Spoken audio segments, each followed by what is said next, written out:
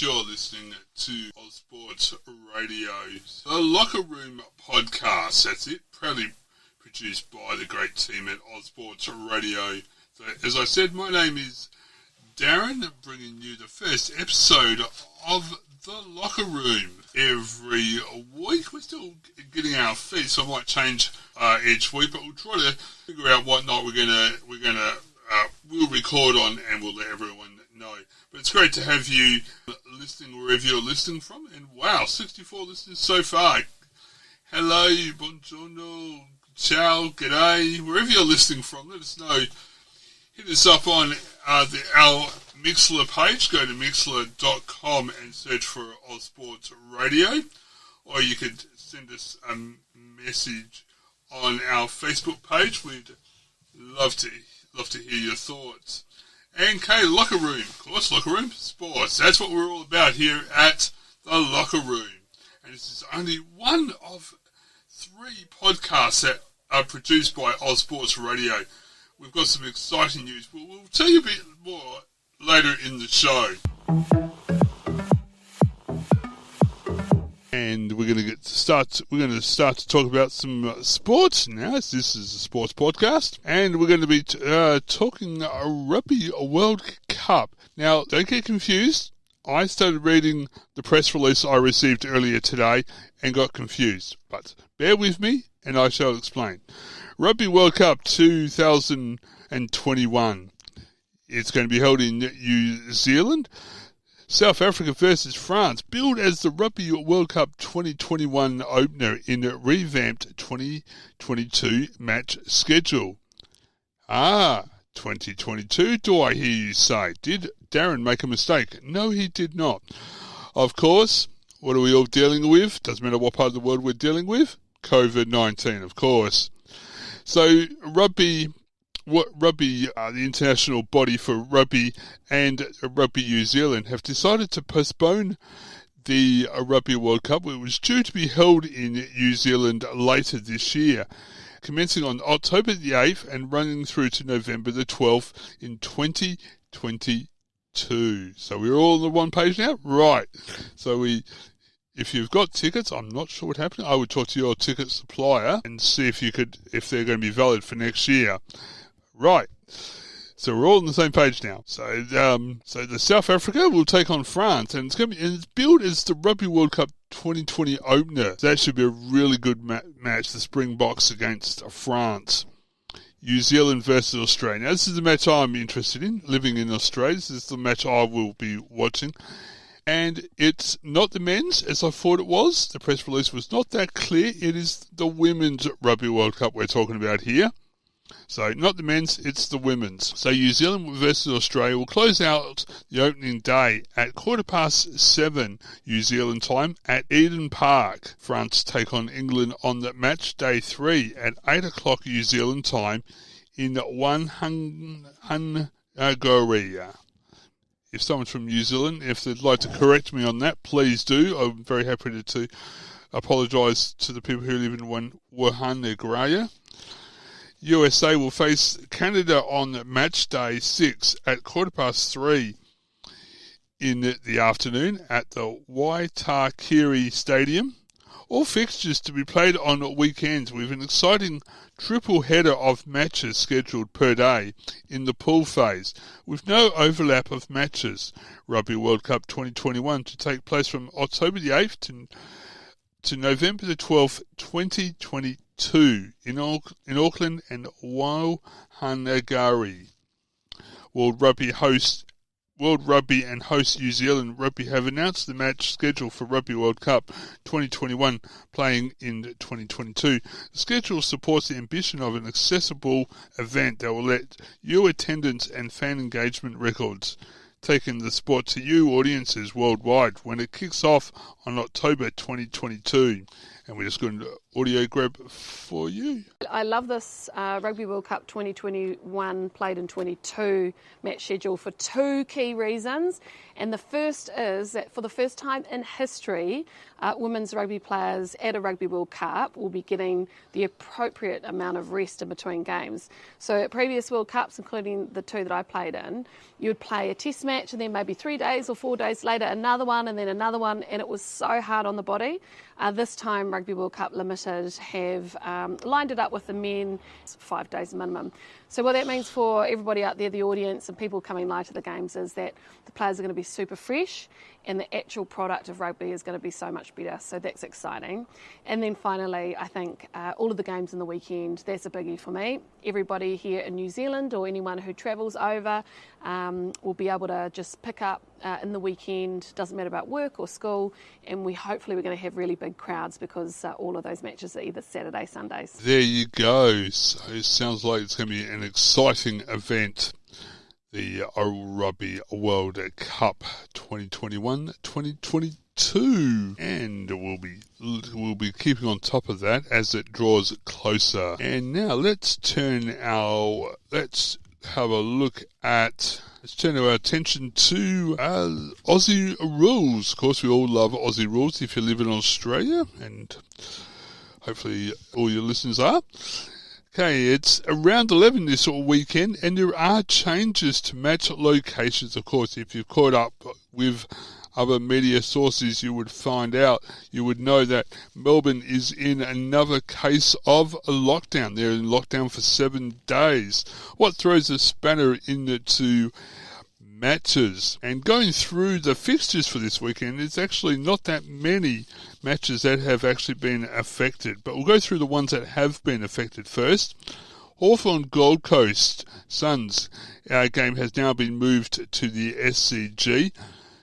It was originally fixtured to be played in Darwin, however, due to the Northern Territory's border restrictions as a result of Victoria's evolving COVID-19 situation, alternative plans have been arranged. The match will now be played at the SCG at 20 to 8 on Saturday night. So that's tomorrow night. Still Friday night in Adelaide. The Adelaide versus Richmond game was the only other match to be changed. The Adelaide versus Richmond match, which was penciled in to be played at the MCG tonight, being Friday night, will now be played at the Giants Stadium out at Homebush on Sunday, May the 30th at 20 to 2. That's 1:40 p.m.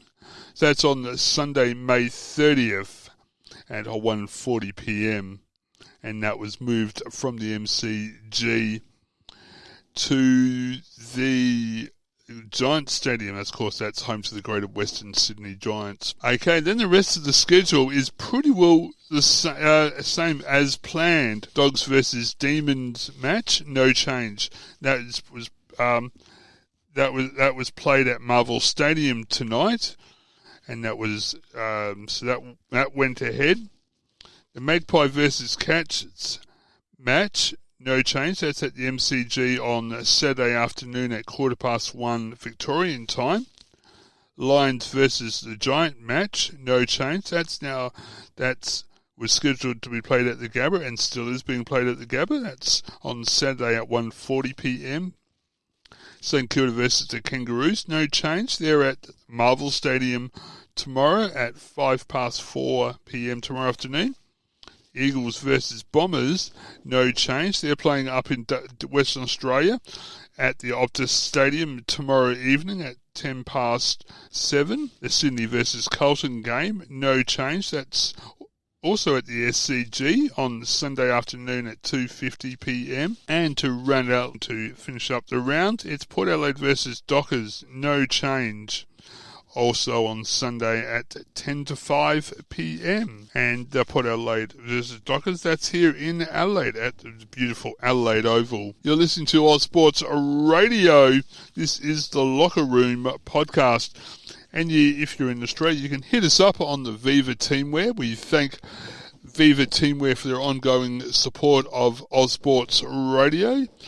For all your on-field and fan merch and teamwear, make sure you hit up the great team at Viva Teamwear, great South Australian company. And you can get onto the Viva Teamwear SMS line on 0411 983050. That's 0411 983050. Hit us up. We'd love to read out your SMSs on the podcast. Radio, you're with Darren on the Locker Room. We're going to head back to some more Rugby Union news now. We're going to stick with the females. The Wallaroos, of course, are the women's equivalent to the Wallabies. They've got a match against Samoa coming up. Get behind our Build Corp Wallaroos. There's plenty to look forward for our Build Corp Wallaroos, starting with a 2-test series against Samoa this July. Our girls in green and gold will square off against the Manasunia firstly in a double header with the Wallabies at Suncorp Stadium on the 17th of July, followed by a standalone fixture at Leichhardt Oval on Thursday the 22nd of July. In other exciting news, and we've kind of talked about this in our first story, it was announced today, that was, still today, Friday, that our Build Corp Wallaroos will open their Rugby World Cup account with a grudge match against old rivals and tournament hosts New Zealand Black Ferns. Of course, that's in the Women's Rugby World Cup. And now we turn our attention to soccer at the A-League. Adelaide United, Ozsports Radio caught up with the coach of Adelaide United, Carl Viet, and here's what he had to say ahead of their clash with Sydney FC on Saturday night. Okay, we don't seem to have that audio at the moment, so we'll... Something that we're really looking forward to. If you don't get a result, you could slip out of finals completely. If you do get a result, you could secure, keep pushing for a top 2. How aware are you of that? Did you talk to the guys about that? Look, everyone's aware of how the table situates at the moment. But at the moment, we've still got everything in our hands, and we know if we can get 2 wins out of our last 2 games, there's a good chance we could be, potentially be a top 2 side, or at least be a top 4. So that's what our goal is. Yeah, look, it's last year it was very close as well. We only just missed out last year by a point. So this year, we're aware. We want to, as a club, our goal is to be successful and to play finals football. And tomorrow night we need to, put our mark on the league for this season and get a good result. Yeah, they're definitely out. They've, both got hamstring injuries, so it's not ideal. It's been something that hasn't been ideal for us this year. We've lost too many players over the course of the season with injuries, which is not great. So it's something that we need to look into for next season. Look, we got Alassane coming back into the squad. We weren't happy with some of the things that he'd done in the last few weeks, so we sent him to the NPL, and he responded well, as best as he could. He scored a hat-trick. We couldn't ask any more from him, so he'll come back into the squad, and hopefully he can bring some of that form back into the A-League. Look, he just needs to get his confidence back. He, as you said, he burst onto the scene and had a great season last year, and then he had a few injury concerns in the off-season, and he just hasn't been able to get his body back to where it was when he was playing that well.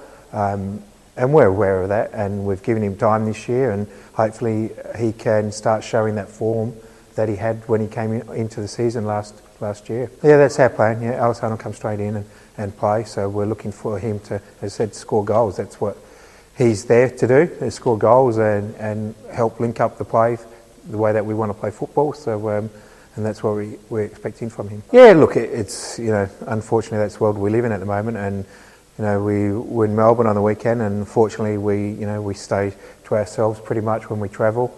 And when the boys came back, we all had to go have our tests, and we all got our negative results. So that's something that you just have to manage. We're used to it now. There's interruptions of the season, last season, this season. We just have to do what we can do. Yeah, it's disappointing for them, because they were tremendous last week. I think there was at least 200 of them there last week at the victory game, which was great. And that's something that, while we love playing at home, because our supporters are so passionate and they get behind the team, and we're going to need that tomorrow night. The lift that they give the players during the game is tremendous, and a couple of times this year they've got us over the line and got us the 3 points, and we're going to need that again tomorrow night from our supporters. Yeah, look, they're a very difficult side to score against Sydney. That's, a lot of people talk about their attacking threats, that they've got, but first of all you've got to break them down. They're a very difficult side to break down, and then they're very dangerous on the counter-attack. They've got some very good quality players that don't need many opportunities, and they seem to take their opportunities when they get them. So that's something that we have to be mindful of. It's not singling out one player particularly, because they've got quite a few players that can hurt you at moments in game. Yeah, we'll pick our best team. We've tried to do that for the whole season, play our best 11 that's available. There's been when we had these 4 games in 11 days, we had to change 1 or 2 players, but we prefer not to change too much. We pick the best available 11, and that's the challenge for the playing group. They have to be in the best 11 and train to their highest quality every time they train. Look, it's everyone has big squads, and it's just it's disappointing, I suppose, for those clubs to lose their players. But on the flip side, for those players, they're going to represent the country. There's no greater honour. Unfortunately, we've had a couple of players that have missed out on that, and I'm disappointed for them, because I think they've had good seasons, and we would have loved to have had our players included in the Socceroos, because that's what you want. You want the Socceroos to have success, and you want your players to be part of that. Look, I suppose all players that have those aspirations will always have to play at their best. They don't need those other things to help fire them up. They've got their goals that they want to do, and they have to be at their best to achieve them. Yeah, look, it's an opportunity for our son. We expect Tommy to be back for next week's game. And with Cassini and Wando, we're not too sure yet. We'll let this week settle down with their injury, and then we'll reassess on Monday for those two. But we're expecting Tommy to be available for the Western Sydney game next week.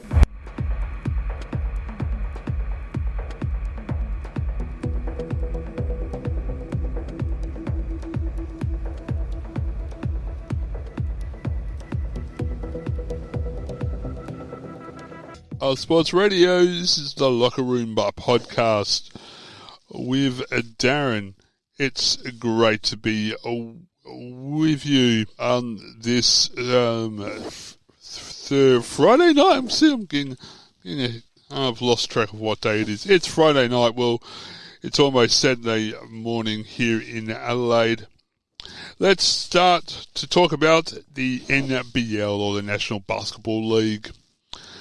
Hawks soar closer to finals berth. A stunning performance from Tyler Harvey has helped the Illawarra Hawks move one step closer to a finals berth with a huge 84-73 win over the Sky Sport New Zealand Breakers. Illawarra is now 2 wins clear in fourth spot on the Hungry Jacks NBL ladder with just 3 games remaining. Harvey was on fire all night, scoring 30 points, pulling down 8 rebounds. Big man Sam Froling continued his great run of form to contribute 22 points and 8 rebounds. Finn Delaney put the Breakers on his back for majority of the match as he finished with 24 points, 5 rebounds. Levi Randolph was big for the Breakers, early to put up 13 points and 8 rebounds. Sports Radio's Locker Room podcast. Dan, what can you say about that that third quarter? Unfortunately, it was a tight match all throughout, but that third quarter, that period, I think 6 turnovers in a row sort of perhaps killed your chances tonight? Yeah, in terms of how this game developed and the flow of the game, the third quarter it hurt us a lot. Didn't start the quarter very well, not aggressive enough, and then lost our focus, and they made a quick run. They can score in bunches. We want to keep him under control, but we turned the ball over after a timeout against pressure, and generally speaking, they do impact the game and force you to some turnovers. That was a big key for the game. I think in some moments of the game we stayed with how we wanted to avoid them, but whenever we lost focus, they got us and took the lead. And that was Shamir and McDowell White, player and coach of the Breakers Sky Sport Breakers team, who went down to Illawarra this evening. And just looking at who's tuning in, I'd just like to say a big ciao to Rami Kamara. Hopefully that's how you pronounce it. I'm sorry if I've got that wrong. Please leave a message and how you pronounce it, and I'll try to say it better. Thanks for tuning in. It's great to have so many listeners tuning in from around the place. It's excellent to see so many people tuning in for our first podcast of The Locker Room. We might now hear from the Illawarra coach and player who took on the New Zealand Breakers tonight. Really what was talked about leading into the game as a whole. And, coming in here, real dangerous game, a very well-coached team, a very talented team that everybody knows has had a really difficult situation. And you end up, we're playing for our lives, and you end up down in New Zealand on now they get a home opportunity, and just making sure that we brought the defensive energy in which we've been playing at home to this game. And I just feel like the fact that we stayed in this and we're still in the game at halftime, we didn't let them separate from us. They knew there were 20 minutes to go, and I just think how we discussed playing them, they just tightened it, that step for the last 20 minutes. I mean, 40 minutes is a long time, but they were in there at halftime and really no changes. It was just the rotations were tighter. There was more communication on the floor, more energy on the bench. We knew we had a chance. So I just thought we did a tremendous job in that quarter, as you say, with Tyler and with Ty and Corey and White on those on balls, and they're so tough to guard on those picks and the multiple on balls, and then those two shooters they got in the corners makes things really difficult. But again, as you said, I think we tightened it in the third quarter and continued the defense in the fourth, and that led to our win. Not stating the obvious here, but we will need the quotes.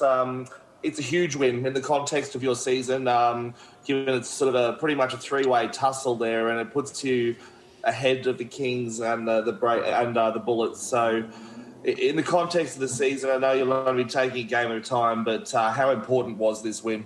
No, we knew. They knew.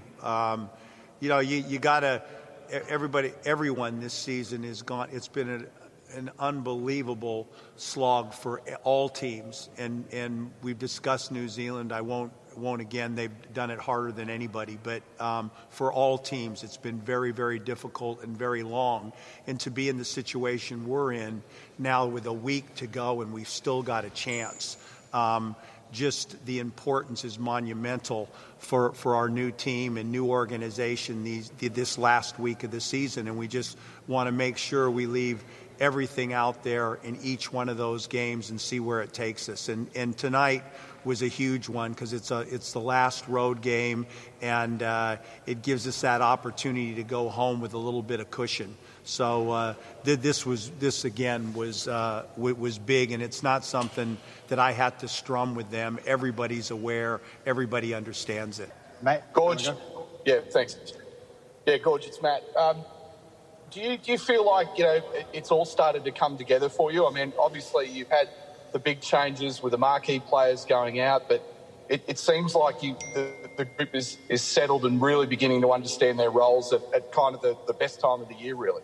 No, I feel good about the day-to-day, and I think, tonight we tightened the rotations a little bit, but I mean, this stretch, I've got the guy next to me in Adelaide, now having Timmy Conrad, he made big shots tonight. I just think we're getting contribution from deeper in the bench than we did at the start of the season. And with all these games coming in rapid fire, it's decided our season, really. The fact that we have a chance is that what you're saying is we're getting contribution from more bodies, and we're starting to get some confidence and play better as a team. So, yeah, let's see where it takes us. But I'm really excited. I'm really pleased with the bench. I keep coming in because I just don't think we're in this thing, and the guys subconsciously, those main guys, it's too big of an ask, and they know we're going to go to the bench. They know they got contribution there, and I think it's made us a better team. And going to the starters, though, Sam Froling, exceptional performance tonight. I mean, the production you've got out of your bigs, I mean, not just Sam, but AJ, I mean, that has to be really pleasing for you. Really excited about Sam in the seasons he's had to date, and a tremendous talent for the future, and having a tremendous season. And then AJ's another one, you look at what's gone on the past few years, and now he's the captain of this, and he's really, the leader in a thing that's a group that's forming a special culture. So I'm really, those two, I'm talking about them all, but there's a warm spot in my heart about what's going on with AJ this year. And Froling is something we're going to build around for the future. And you've had a lot of great players defensively in your time. I mean, where do you rank Justin Simon and just the impact that he has all over the floor on some of the guys you've had in the past? I think he's coming out of his shell, and part of it is, I'm being honest, the Adele Justin situation didn't mesh, and now that Adele's not there, there's no pull. He's the guy. There's no backup.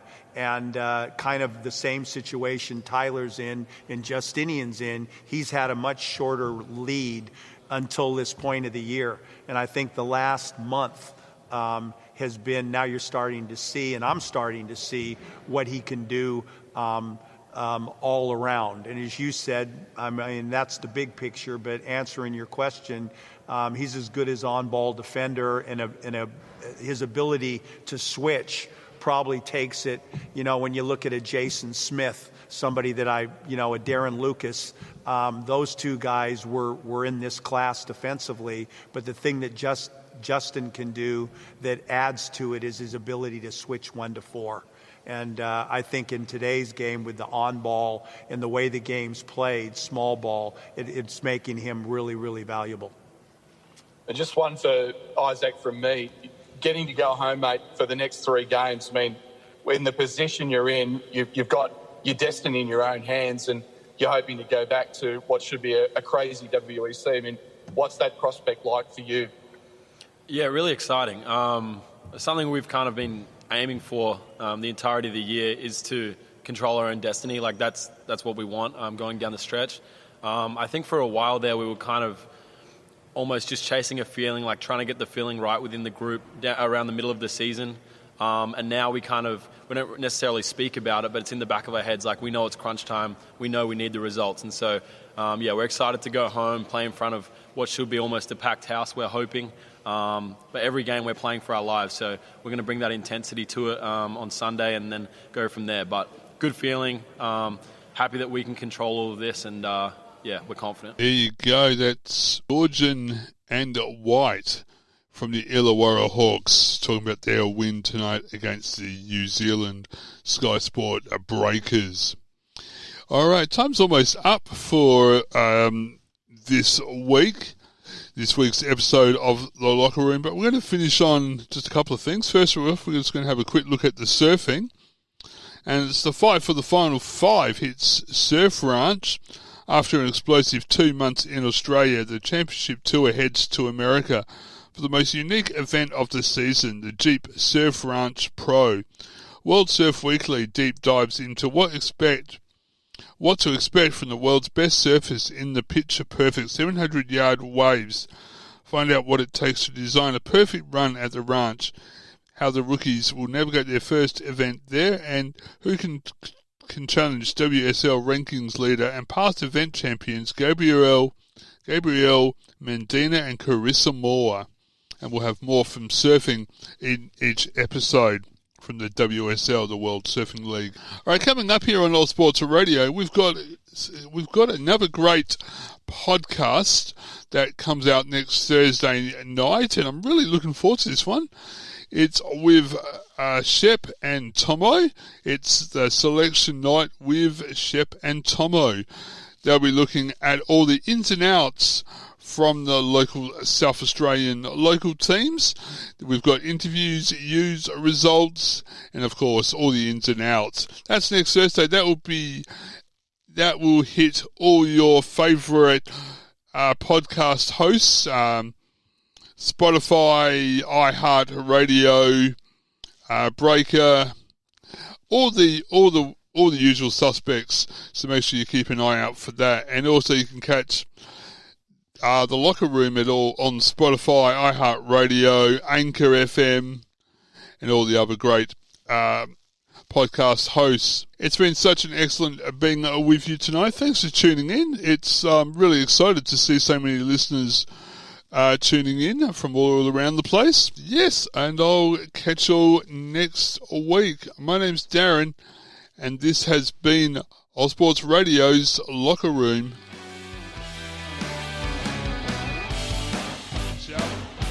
Ciao for now.